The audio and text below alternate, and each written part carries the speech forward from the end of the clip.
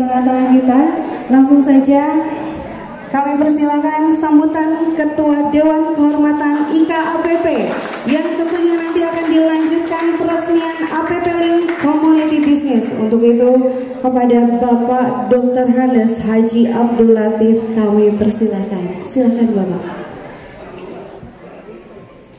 Bismillahirrahmanirrahim. Assalamualaikum warahmatullahi wabarakatuh.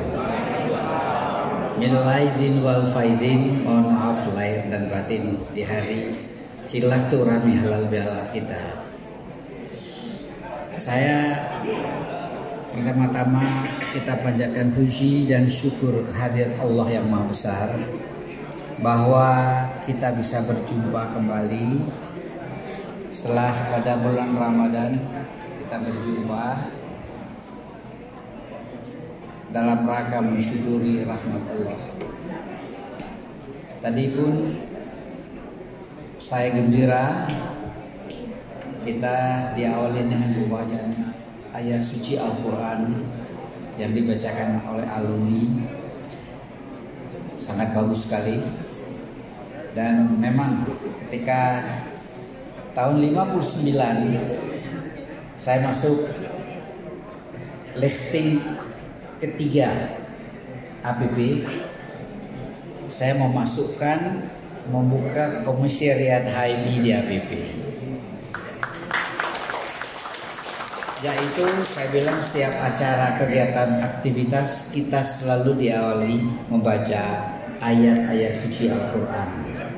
Dan ini hari dibaca oleh alumni begitu samsul, begitu bagus, dan juga terjemahannya dibacakan bagus. Dalam suasana yang mulia ini kita mensucikan pikiran kita dan hati kita. Kita bersama-sama pertama-tama terima kasih dan bersyukur rahmat Allah, di mana kita terus berjumpa walaupun banyak dari kita tidak ada. Nah, saya tentu terima kasih pertama-tama sama Adinda Rahman selaku ketua alumni yang begitu rajin dan tekun menyelenggarakan pertemuan dan kegiatan alumni. Terima kasih Adinda Rahman. Juga hadir tokoh-tokoh alumni. Saya lihat tadi ada Adinda Rambe. Mana beliau itu? Di samping Rambe, politisi Golkar. Adinda Samsul, kemudian Lahmudin, bahkan Barullah Akbar. Masih di BPK kan, sudah pensiun.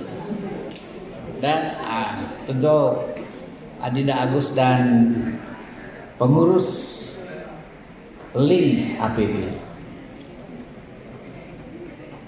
Saya sebetulnya punya acara pagi ini. Saya turun dari Cisarua, saya batalkan, saya hadir.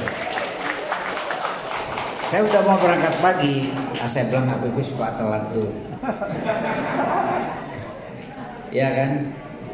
Dan kalau kita pidato juga di belakang suka ngobrol. Bahkan baca suci Al-Quran tadi itu di belakang ngobrol gitu. Karena saya bekas direktur, saya tahu perilaku, sifat-sifat karakter anak APP. Ya kan? Jadi jangan ngobrol ya. Begini, tentu kita kan walaupun alumni juga para direktur, saya sampaikan juga waktu itu saya sampaikan pada halal bihalal.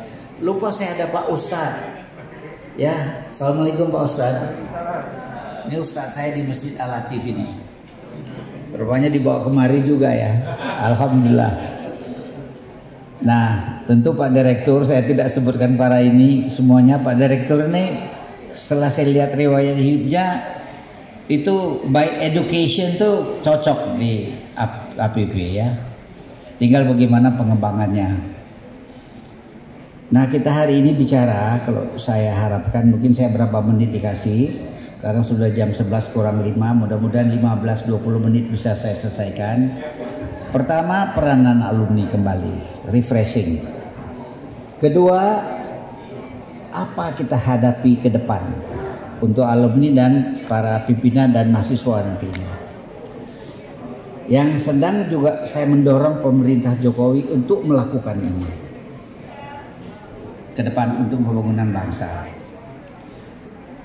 Alumni kita berkumpul adalah untuk bersama-sama kita bersatu ingat alma mater kita dan membantu alma mater kita. Apa yang kita bantu, apa yang sudah kita capai dan apa yang belum kita capai. Yang sudah kita capai, kita minta alumni teruskan. Nah, ini kan ngobrol terus ini, terutama yang perempuan-perempuan itu. Karena jarang ketemu, nggak salah juga gitu loh. Iya kan? Nah, kemudian yang belum kita capai, kita minta dimasukkan dalam kurikulum supaya adik-adik kita itu tertingkat apa yang dilakukan. Kemudian kedua, apa yang kita lihat di lapangan, hal-hal yang baru di masyarakat. Kita alumni membicarakan mengupgrade diri kita, brainstorm agar apakah kita di pemerintahan, di partai, di politik, di bisnis bisa mengupgrade pengetahuan kita, berada supaya kita one step ahead, selangkah lebih maju. Nah, itulah alumni gitu. Dulu kita selenggarakan pertemuan itu, kita namakan brainstorm. Maka waktu itu juga kita bicarakan tentang jabatan, tentang kemana, kita bantu. Saya senior Golkar, saya tarik adik-adik saya di Golkar. Yang penting dia nggak usah tahu aja dia duduk aja di jabatan penting Golkar. Yang penting beres. Di pemerintahan juga begitu. Banyak menteri, Badan Pemeriksaan Keuangan itu berapa tahun itu BPK sampai pensiun itu. Cuman kader APP nggak masuk lagi ke sana tuh, saya lihat gitu. Di lembaga-lembaga, partai juga begitu. Nah, tapi kok belakangan ini stuck gitu loh. Saya mulai diskusi, menganalisa. Rupanya ada gap. Karena terjadi politeknik. Mestinya APP itu menjadi university gitu loh, sekolah tinggi, terupgrade namanya. Tapi sekarang downgrade. Ini serius Pak Direktur ya. Kita tuh apa yang kita udah capai jangan turun gitu loh. Saya salah waktu itu. Saya nggak tahu itu aturan ada di PDK itu. Kalaupun saya mau interfere, tapi anehnya UPDN tidak, AMN tidak gitu. Kenapa APP jadi begitu gitu loh? Nah, ini juga saya tidak mengerti. Maka saya minta supaya kalau bisa ya kita dengan direktur tim, Pak Direktur kalau bisa kita duduklah ya membicarakan ini. Pak Direktur kalau bisa kalau sepakat kita duduk, kita evaluasi.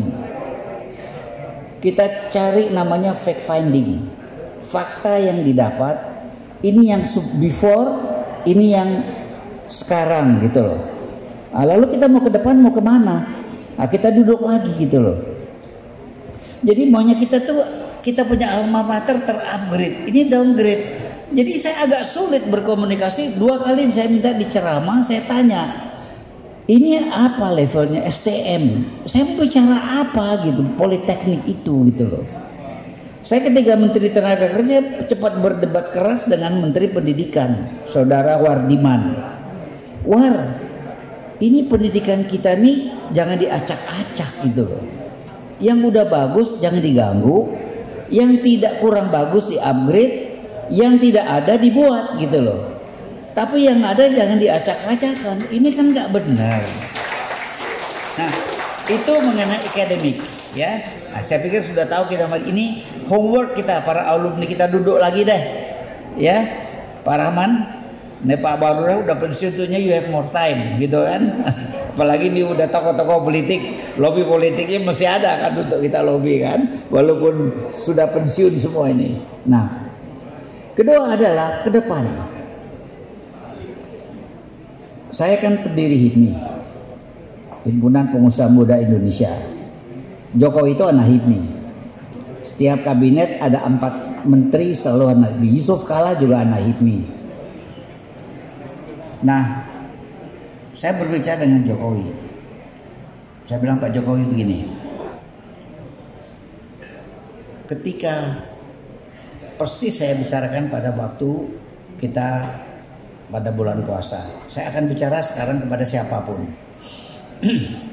Ketika Jepang zaman restorasi Meiji. Kolonel Perry mau menyerbu Jepang. Di sejarah ada yang apa yang saya ceritakan, semuanya tahu, tapi nggak ada salahnya saya ulangi.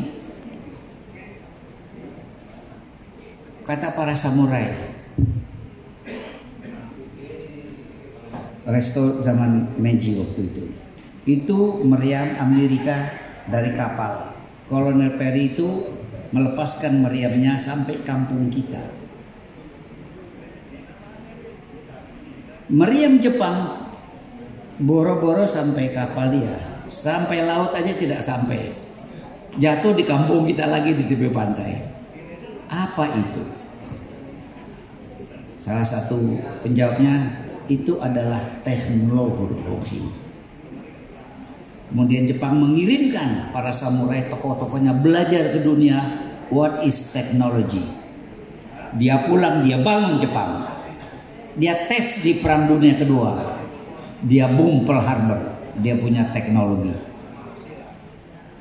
Terjadilah Perang Dunia Kedua. Amerika sebetulnya tidak mau ikut Perang Dunia Kedua, tapi kampungnya Pearl Harbor dibom. Amerika merubah industri biasa menjadi industri perang, dan Amerika memenangkan perang itu. Bukan Eropa, Amerika. Dengan teknologi 2 bom di Hiroshima dan Nagasaki. Jepang menyerah, habis. That is technology. Pada revolusi Cina, Deng Xiaoping bilang, dia sudah menjadi negara komunis. Terjadilah pembaharuan revolusi dalam Cina, termasuk di Chiangmai itu. Deng Xiaoping bilang apa? Tuh dengar suara yang ngobrol. Ya kan? Saya diam aja, pasti ada yang ngobrol. Nah, Deng Xiaoping bilang, mereka udah jadi komunis nih semuanya. Jangan kita bicara kucing hitam atau kucing putih. Yang kita bicara kucing bisa tangkap tikus. Apa artinya? Kita tidak bicara komunis lagi, kita sudah komunis. Tapi kita bicara bagaimana bangun negeri, siapapun. This is technology. Berangkatlah orang-orang Cina ke Harvard, ke MIT, ke London School of Economics, ke Sorbonne, semua kirim orang. Dia kembali, dia bangun Cina. After 25 years, China is number 1 in the world now. China became world industry. Goncang semua. Ini mau perang dunia ketiga yang Ukraina itu, kalau Cina ikut habis semuanya. Tapi dia tidak mau. Karena Cina bukan bangsa penjajah. Cina tidak menjadi koloni, dia dijajah. Kayak kita bukan bangsa penjajah, kita bangsa dijajah. 350 tahun tambah 3,5 tahun juga ekonomi kita tidak pegang. Kita belum menjadi tuan rumah di diri ekonomi. Maka saya dirikan HIPMI. Nah, insya Allah 10 Juni ini HIPMI 10 tahun saya minta sama pemerintah, Pak Jokowi sudah setuju, tanggal 10 Juni dijadikan hari wira swasta Indonesia, insya Allah.